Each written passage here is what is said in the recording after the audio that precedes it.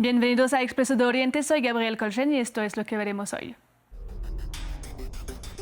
A un año de la caída de Bashar al-Assad en Siria y de la toma del poder por Ahmed al-Sharaa, hacemos un balance de la situación y nos fijamos en qué ha cambiado para la población tras casi 14 años de guerra.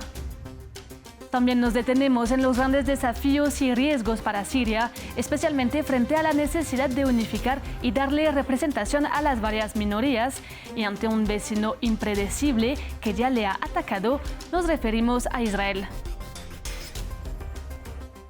El 8 de diciembre de 2024, tras una ofensiva relámpago del grupo Hayat Tahrir al-Sham, cayó Bashar al-Assad tras décadas de un sangriento régimen. El antiguo yihadista Ahmed al-Sharaa tomó la cabeza de un gobierno de transición con la promesa de crear una Siria unificada, de mejorar las condiciones de vida de la población y de reintegrar al país a la escena internacional. Un año después analizamos los cambios que ha experimentado la nación. Primero conectamos con Labib Nahas, analista político sirio desde Doha. Hola Labib, primero te pregunto, ¿cómo ha cambiado de manera concreta la vida de los sirios desde que cayó el régimen al-Assad? Y también, ¿han podido sentir las consecuencias del levantamiento progresivo de las sanciones económicas? En general, en algunos aspectos, la vida de los sirios obviamente cambió radicalmente, ¿no? Y en algunas otras facetas no tanto. El cambio más radical yo diría que es que los sirios han vuelto a respirar, ¿no? El tema de las amenazas de seguridad, el tema de los prisioneros, los presos políticos, las torturas, la amenaza continua del régimen de las milicias iraníes, de Hezbollah, eso se acabó, ¿no? Entonces hay un renacer. Pero lo que se refiere a las condiciones de vida y a la economía, es verdad que se han levantado casi todas las sanciones impuestas por Estados Unidos, las más amplias que afectaban a todo el país, han sido levantadas, pero la ley César, que es la ley que más afecta o más afectó en el pasado la economía siria, todavía no se ha levantado, ¿no? Es verdad que la han congelado mediante waivers de 180 días que han renovado continuamente. La última renovación fue en noviembre. Y se ha iniciado un proceso por el Senado para una ley para derogar la ley César o minimizarla, pero todavía no hay acuerdo entre las cámaras sobre el texto final para que luego más tarde lo firme el presidente Trump. Por lo cual actualmente hay una cierta expectativa y una espera hasta que se levanten todas las sanciones. De momento hay mejoras en términos de suministro de electricidad, de luz, de agua. Los sueldos en algunos sectores de la sociedad han subido, pero todavía no se ha visto un cambio radical, digamos, ¿no? Y creo que la economía seguirá siendo una asignatura pendiente, o la gran asignatura, la verdad, en los meses y los años que vendrán. Estabas mencionando las atrocidades del régimen al-Assad hacia la población. ¿Este gobierno actual ha podido empezar un proceso de justicia real y concreto?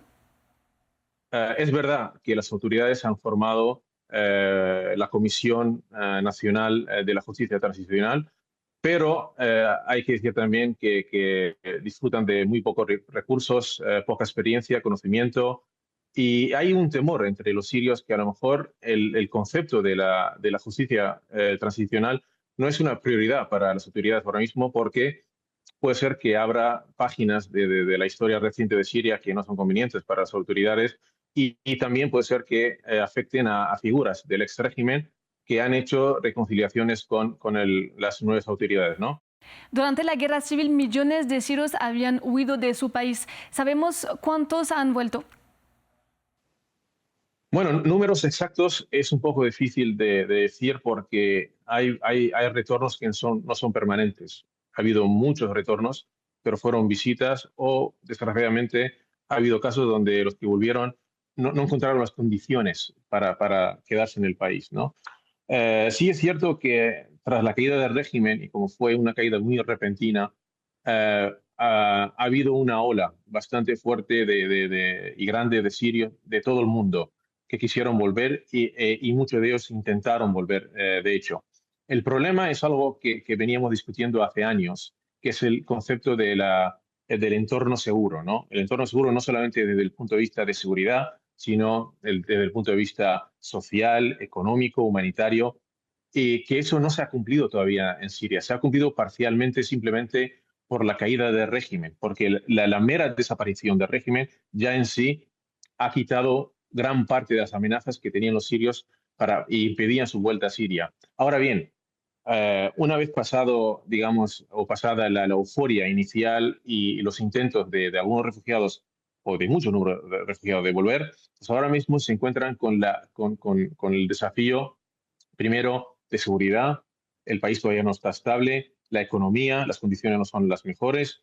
La otra cosa es, volvemos a lo mismo, a los dos pilares de los que hemos hablado antes, que es la justicia transicional y la reconciliación. Si esos dos pilares no se cumplen, es muy difícil que tengamos una vuelta masiva de refugiados. Y por otra parte, si el nuevo Estado sirio o las autoridades no consiguen crear un ambiente, un entorno que ayude y anime a los sirios que viven fuera de volver y emprender su vida de nuevo en Siria, pues eso va a ser otro factor negativo en lo que se refiere a la vuelta, ¿no? Y entre los mayúsculos desafíos de Ahmed al-Sharaa está también la unificación y representación de las minorías en un país que cuenta con numerosos grupos religiosos y étnicos. Por ejemplo, muchos criticaron al nuevo líder por haber nombrado un gobierno con poca representación de las minorías. Por otra parte, si bien se anunció la integración de la región autónoma kurda del noreste del país a la administración central, así como la incorporación de sus fuerzas armadas al ejército sirio, este proceso sigue en curso. Además, Siria vivió varias olas de violencia contra minorías este año. En marzo se llevaron a cabo masacres contra alawitas en la ciudad de Homs y en la costa siria, con más de 1.300 muertos. Esta minoría, a la cual pertenece Assad, denunció un castigo colectivo. En mayo, enfrentamientos entre sunitas y drusos al sur de Damasco dejaron más de 100 muertos. Además, Israel lanzó ataques con la justificación de querer proteger a la comunidad drusa. En junio, un atentado contra una iglesia greco-ortodoxa en la capital dejó a al menos 25 muertos. Y en julio, enfrentamientos entre drusos y grupos beduinos en Sueida dejaron cientos de víctimas. Para analizar este tema, conectamos con Gabriel Garrumpla, profesor de Relaciones Internacionales en la UPF de Barcelona. Gabriel, ¿cómo entender los ataques contra las minorías religiosas? Este es uno de los puntos, considero, más difíciles y más preocupantes de este año. Es cierto que los primeros 3 meses, fueron de mucha esperanza en ese sentido. Creo que Ahmed al-Sharaa intentó apaciguar a todas las constituencies, a todos los grupos sociales, étnicos y religiosos del país. De nuevo, no solo internamente, también actores importantes a nivel externo, y eso lo hizo con, de nuevo, este punto de pragmatismo, pero a partir del mes de marzo, con lo sucedido en la costa, las masacres sectarias en la costa contra alawitas, luego la situación en Sueda con los drusos y ahora más recientemente en Homs también, pues se ha avivado de nuevo esta situación de corte más sectario. De nuevo, no solo sectario, y el elemento sectario no lo explica todo, pero es cierto que este tema de gobernanza, de identidades y minorías sobre el terreno y de cómo hacer que esta Siria post-régimen sea una Siria para todos y todas está siendo un tema complicado. De nuevo, aquí hay un montón de causas que moldean esta situación. Por un lado, la incapacidad y algunos incluso dirían que falta de voluntad explícita de controlar algunas milicias que caían dentro de ese paraguas de Hayat Tahrir al-Sham o afines. Es cierto que aquí al-Sharaa está teniendo muchísima dificultad en crear realmente un ejército nacional sólido y sin en ese sentido, pero también en cierto modo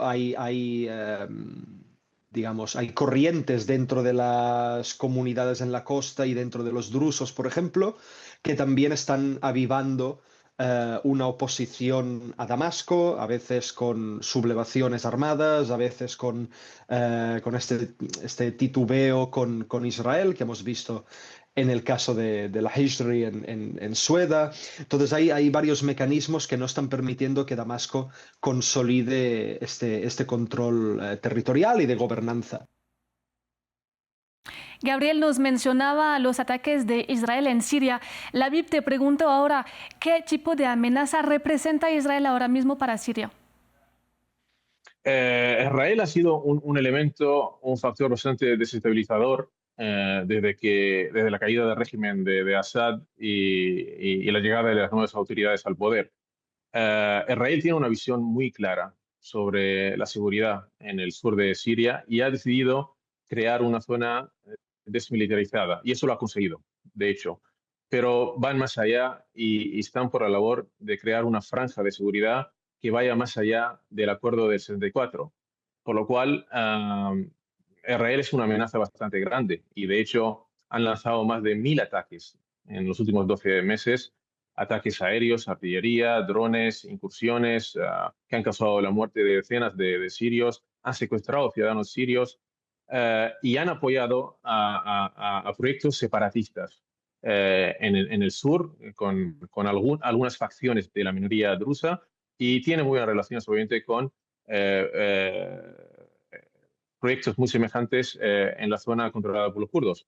Por lo cual, yo creo que las autoridades sirias hasta ahora no han tenido herramientas, de verdad, para enfrentarse a la amenaza y han elegido simplemente condenar, sacar comunicados que han ido subido de tono, pero siendo sincero, la autoridad siria no tiene herramientas ahora mismo. Vuelvo contigo, Gabriel. ¿Qué busca Israel en Siria? Se puede leer de muchas maneras. Se puede leer como un contrapeso a Turquía en Siria, lo podemos leer como la clásica actitud de Israel ante sus vecinos, que de nuevo suele ser una actitud fuerte en ese sentido, militarizada, securitizada. Y hace muy poco, por ejemplo, Donald Trump también ha pedido que Israel no intente boicotear, no vaya tan lejos en esta agresividad o agresión hacia Siria, porque una Siria estable y desarrollándose es también positiva para todo el entorno. Al-Shara es un pragmático. Al-Shara está intentando potencialmente llegar a acuerdos con Israel, negociando, hablando.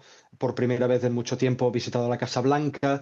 Es alguien que necesita generar musculatura de Estado, generar estabilidad, y cualquier cosa que no le permita generar estabilidad es un problema.